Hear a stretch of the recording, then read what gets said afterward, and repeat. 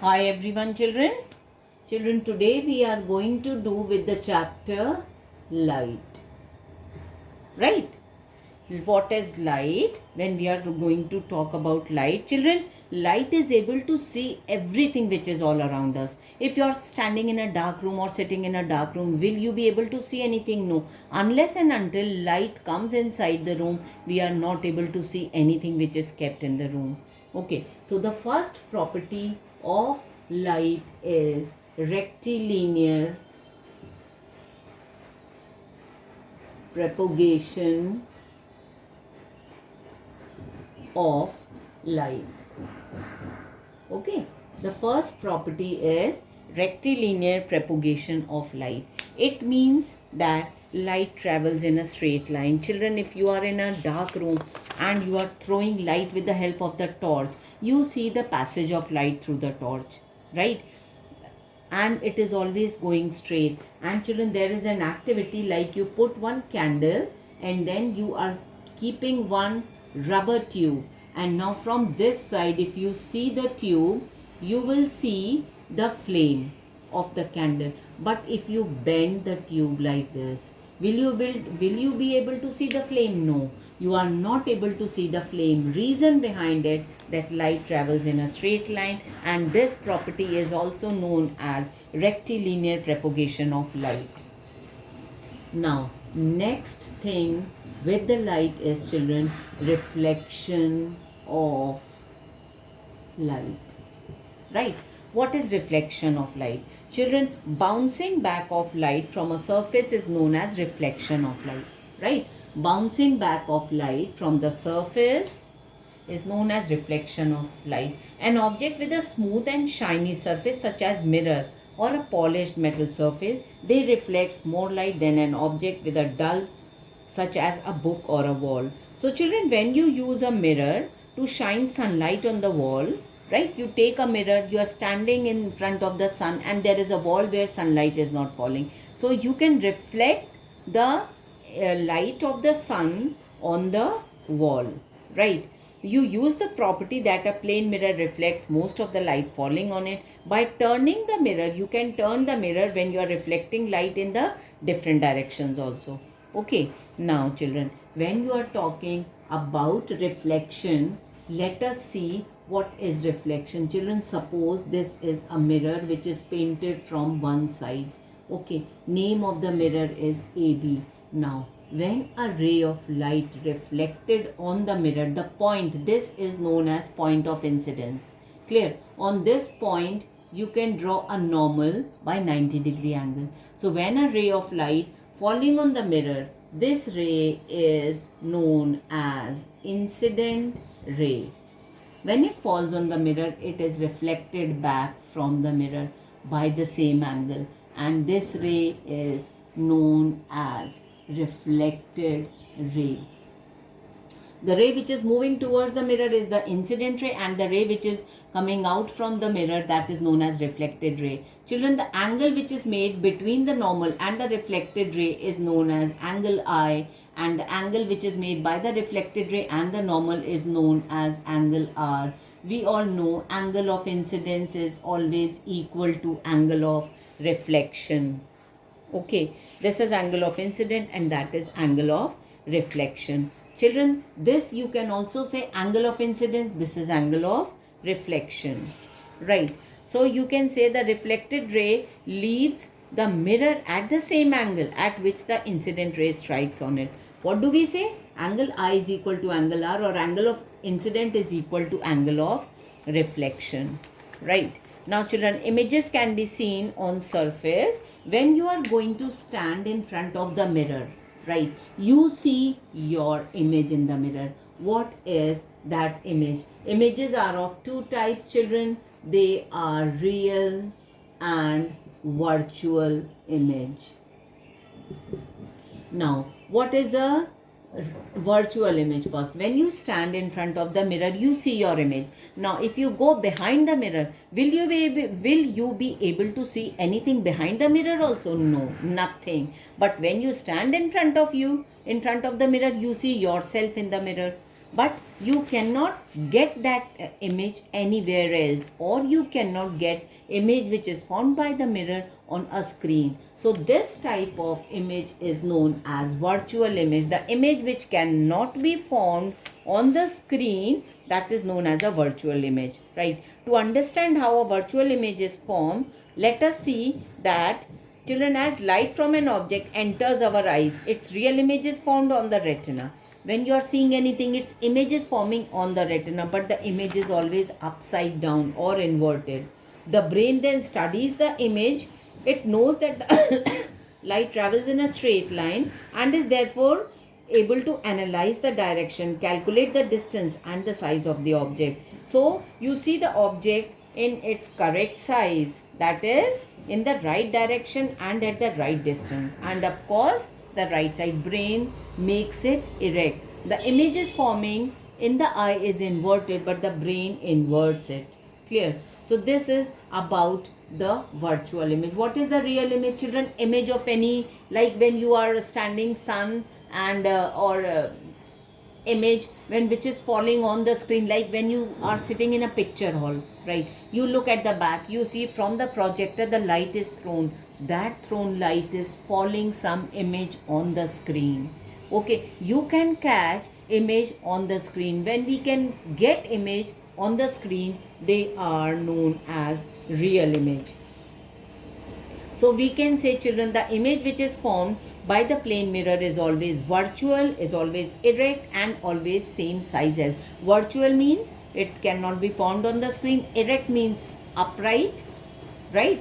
And the third is that it is of the same size. The image is at the same distance also behind the mirror. When you stand in front of the mirror, you see your image is standing inside the mirror. If you move forward, your image also move forward. If you move backward, your image is also moving backward. Another children property with that is lateral inversion. Lateral inversion means left side appears right and right side appears left. So in the image formed by a plane mirror, there is an interchange of left and right. This is called lateral inversion, and it is an important property of image formed by a plane mirror. Clear? So we can see from the activities that the image which is formed by the plane mirror, children, the images which are formed by the plane mirror, they are having few properties, like they are virtual, right? They are erect. The image which is formed by the plane mirror is virtual, it is erect, it is as the same size as the object, and it appears to be much behind the mirror as the object is in front of it, and it is laterally inverted also. Clear? Now, after talking about all these things, let us talk about spherical mirrors.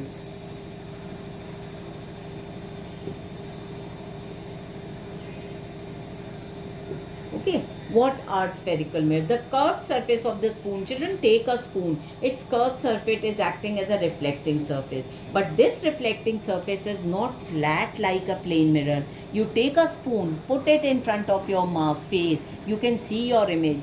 You can see, but that is not a plane mirror. That is a curved mirror, right? It seems to form a part of a hollow sphere.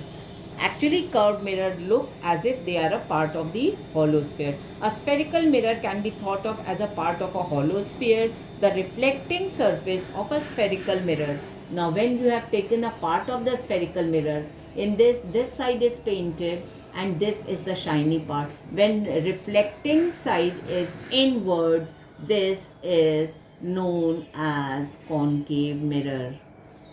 Right. Now, another mirror is like this, which is painted from outside shiny. When a shining part is outside, or you can say reflecting surface is outside, right? You can say the reflecting surface is outside. This is known as convex mirror. So there are three types of mirror: plane mirror, concave mirror and convex mirror, right? These are all the spherical mirrors. Children, there are few conditions which are present when we are studying about the mirror. There are few things which are there with the mirror. What are they? First of all, children, we see there is a pole. The center of a mirror is called its pole. Children, suppose I have taken this mirror, right? Now this and ये mirror आया कहाँ से? This mirror is the part of this mirror. And what is this? This is a sphere or a circle. So this circle is always having a center. So what is this? Pole. Pole is the center of the mirror. You can say if you have taken this part, so this is the pole. Right? The center of a mirror is called its pole. इस circle का ये है, but if you have taken this part is having a centre. If you are taking this part is having a centre. So this centre is the pole of mirror. Next is children centre of curvature. Clear? Next is center of curvature. Now what is center of curvature? Now suppose this is the center, right? This center, this is the line. Suppose ये इतना part है. So when you draw a line with the pole, there is a this point. Actually you can say radius. So this is the point which is known as the center of curvature, right? The radius of the sphere of which the mirror forms. जैसे we have cut this part from here. So what is the radius? This is the radius. So this is the center of curvature. The line which is passing through the center of curvature of the mirror and the pole. Okay. Now the line which is passing the center of the sphere of which the mirror forms a part. This is the center of curvature. So this is known as the center of curvature. Now there is a line which is passing through the center of curvature and pole. This line is known as principal axis. Principal axis is a line which is joining pole with the center of curvature, right? The spot, children, on the paper is actually the image of the sun. When you take a mirror and you are taking a paper and then you are trying adjusting it so that the image of the sun falls on the paper, and a very small and sharp image, right? So that is the spot which you are getting on the paper. That is the image of the sun which is formed by the mirror. So children, the point where the image is forming is known as focus.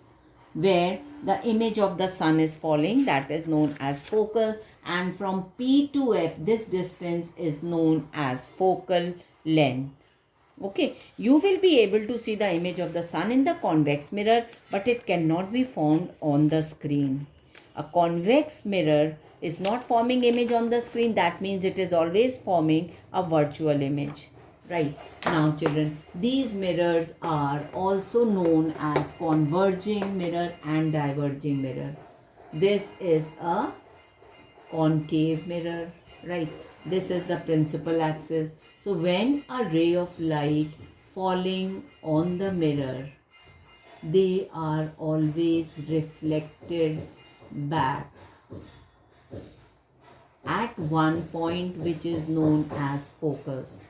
Clear about the concave mirror. Now when you are taking, children, when you say that the ray of light which was falling on it, after falling on the mirror, first so they are parallel. Once they fall on the mirror, they start converging, they start meeting. That is why this is known as converging mirror also. Now what about the convex mirror? When a ray of light is falling on the mirror, instead of sending it back, they are diverged. The rays are diverged. The rays are diverging. So convex mirror is known as diverging mirror. This is also known as diverging mirror. So children, concave mirror is also known as converging mirror, and this is also known as diverging mirror. Now children, there are some situations where the object is kept and we see where the image is forming, right? When we get the image real or virtual in the plane mirror. Suppose you have got a plane mirror, right? In the plane mirror, you get always a virtual image, right? And what happens with the concave? This is plane mirror. Now this is concave. Concave mirror is getting both the type of images, real image and virtual image, right? And convex mirror, now convex mirror is always forming a virtual image, right? Now plane mirror is always forming erect image. This real image is always inverted, so it is getting inverted and erect both, inverted and erect both. And this is virtual image. So virtual images are always forming erect. When you see yourself in the mirror, you see straight, your image is not upside down, so that is always erect. We say that virtual images are always forming erect image. Virtual image is always erect, right? Size, children, this is having the same size. In the plane mirror you see the same size, and in this you can find diminished, matlab small, okay, images might be diminished also, and the images might be magnified, matlab bigger. What happens in this?